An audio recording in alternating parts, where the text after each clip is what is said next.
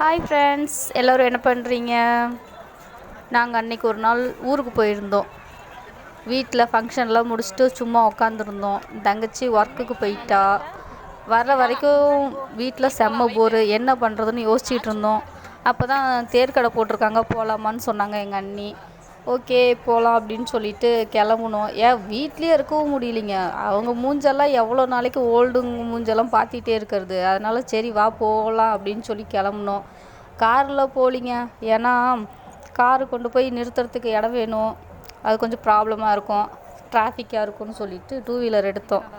Two wheeler டவுனுக்கு அதிகம் நான் ஓட்டினதே கிடையாது. காரில் போகிறதுனால எப்படியோ கஷ்டப்பட்டு வண்டியை ஓட்டிகிட்டு போனேன்.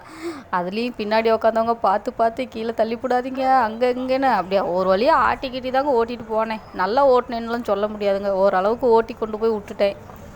அப்புறம் சரின்னு அப்படி கடை வீதியை பார்த்தா அப்படியே பலன்னு அப்படியே பல்பெல்லாம் போட்டு செம்மையாக இருந்துச்சு. சரி ஓகே போய் எதனாவது 2 வாங்குவோம். நாங்கள் சின்ன பிள்ளையில போயிருக்கோம், அதுக்கப்புறமெல்லாம் போனது இல்லைங்க. அதுக்கப்புறம் இப்போ தான் போனேன். சரி எதனாவது ஒன்றா அப்படின்னு சொல்லி பார்த்தா அப்பப்பா ரேட்டு கொஞ்சம் ரேட்டானே ஏகப்பட்ட ரேட்டுங்க. இதுக்கு கடையே தேவலாமேன்னு சொல்லிட்டு சுற்றி வேடிக்கை பார்த்துட்டு 2 கப்பன் சாஸ் இருந்துச்சு பீங்கானில், அதை தான் நான் வாங்கினேன். அதையும் வாங்கிக்கிட்டு அப்புறம் என் தங்கச்சி வந்துட்டான்.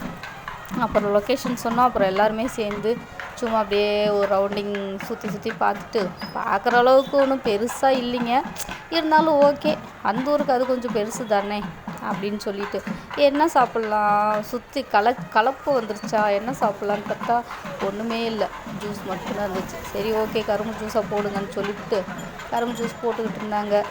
இந்த பக்கம் திரும்பி பார்த்தா சாமி கீழே இறங்கி வந்துக்கிட்டு இருந்துச்சு.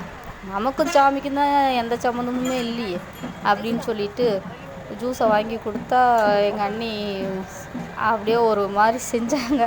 அப்போ தான் சொன்னேன், குடிக்காமல் சேஸ் பண்ணாமலாம் குடிக்கக்கூடாது அப்படின்னு. சரி வா சேஸ் பண்ணுவோன்னு ஒரு இடிச்சாங்க, உள்ளதும் கீழே கொட்டிடுச்சு. என்ன பண்ணுறது, ஓகே வா குடிப்போம் அப்படின்னு சொல்லிட்டு